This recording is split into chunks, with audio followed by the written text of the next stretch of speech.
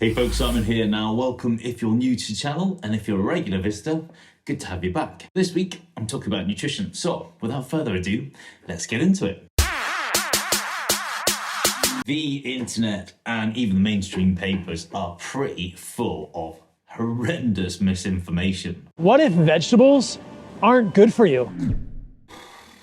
This is not the only moronic stuff I hear on a regular basis. I regularly hear things like carbohydrates raise insulin and make you gain weight. Fruit has fructose in it and gives you fatty liver disease. Dairy has loads of chemicals and pus in it that gives you inflammation. Eating any kind of red meat gives you heart disease. Green vegetables have anti-nutrients in and are really bad for you. The calories in versus calories out is a total myth. It's all about hormones. Honestly, where do you start? Okay, let's start here. I've studied nutrition over many years and recently took a year-long in-depth evidence-based course, which kind of helped me fill in any of the knowledge gaps that I wasn't unsure of and made me realize that some of the stuff I had learned was totally horse manure. And this is what I do as a practice. I'm a coach and I'm regularly updating my information and understanding and knowledge so I can give the people that I coach all the best information and help and support that they need to make sure that they're making the right decisions. So what should you be focusing on to make sure they're eating well?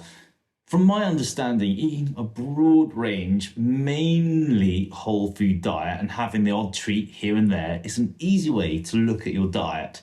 This way, you are not denying yourself anything and you're able to stick to eating healthy. Healthy nutrition is pretty simple. Changing shape, however, that's the hard bit, and I'm going to talk about that in a moment. Let's give you an idea of what I do on a day-to-day basis so you can understand how I work my diet to improve my health, recovery, and maintain a leaner physique. Here are a few insights and tips to help you. In every meal, I eat at least a few portions of fruit or veggies.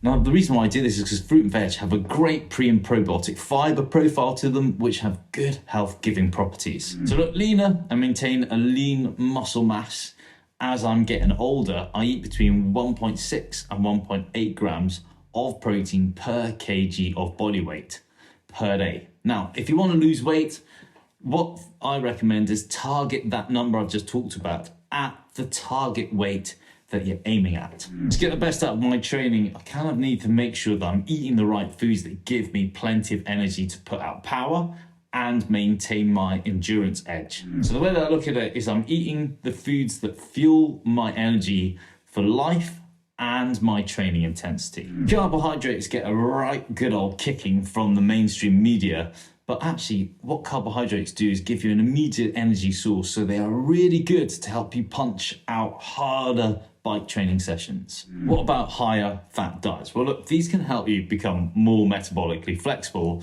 and can be a good diet for someone that does ultra distances fairly steady. But as I've said many times before, high fat diets do not help you lose more body fat. Which brings us on to calories. Let's talk about weight management. Calories are a unit of measurement that guide you to maintaining and gaining or losing weight. There is no one diet that does not follow this one basic principle. Again, from practice working with the people that I work with at Velo, the thing that will help them and you get to your target weight or your body fat goal is hunger management and becoming aware of what foods keep you feeling fuller, identifying and creating habits that help you make better decisions around food, and developing your understanding of your own healthy and unhealthy relationships with food. In actual fact, this is quite a cool thing to talk about, and this is what I try and help the people that I work with here at Velo,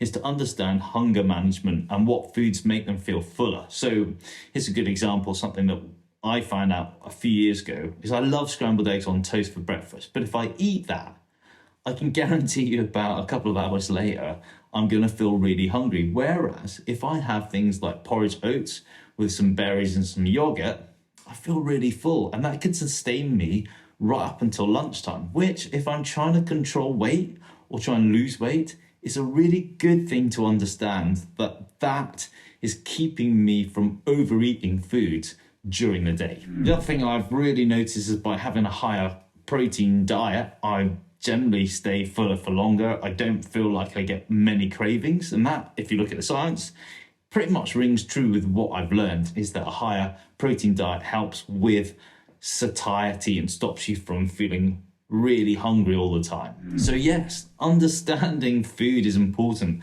Knowing that calories are important, knowing that you need to eat a broad range of foods that are health-giving will help you stay healthy. But when it comes to controlling your weight, that's really just down to preference and understanding what foods are helping you move forward with that and what foods really don't do that. And this is what I try and teach at Velo Performance, is trying to show people that they need a certain amount of protein, how to stay healthy with the food choices that they choose, and make sure they're eating enough fat to support their immune function and hormonal function. But out of that, it's about being really flexible with the food that you eat so that you can really make different choices with your meals and be free, but understand that calories are important. And that way, you're not being super restrictive when, again, if you look at the science behind super restrictive diets, they're very difficult to follow. And that's why most people fall off that diet and put more weight back on. But good diet is not just about weight, it's about health.